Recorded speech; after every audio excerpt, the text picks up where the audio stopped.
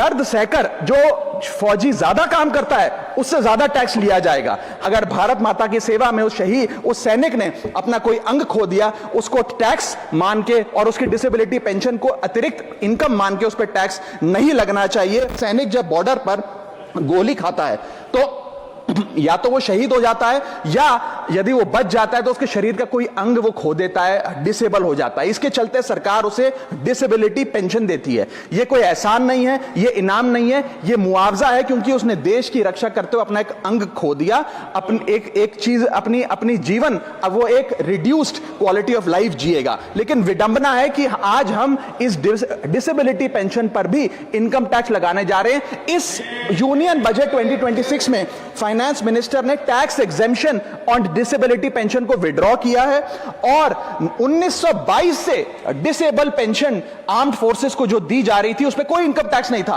पहली बार 1922 से लेकर आज तक कोई इनकम टैक्स नहीं लगा, लेकिन अब हम उस पर इनकम टैक्स लगाने जा रहे हैं, जो कि ठीक नहीं है। मैं आपको एक उदाहरण के माध्यम से समझाना चाहूंगा। एक सोल्जर जो 20 साल का जब था, उसने भारतीय फौज को ज्वाइन किया।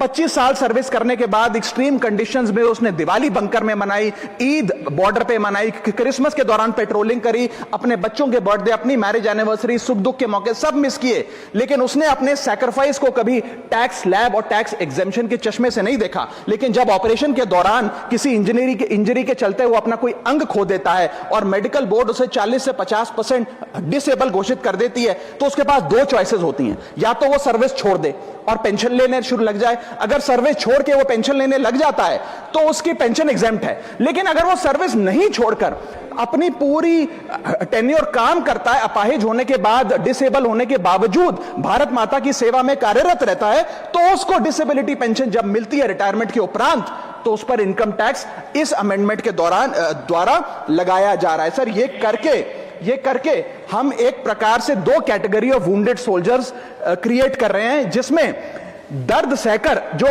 फौजी ज्यादा काम करता है उससे ज्यादा टैक्स लिया जाएगा। हम अननोइंगली पनिश कर रहे हैं सैनिकों को घायल होने के बाद जो काम करते हैं। So we are penalising courage, we are taxing endurance.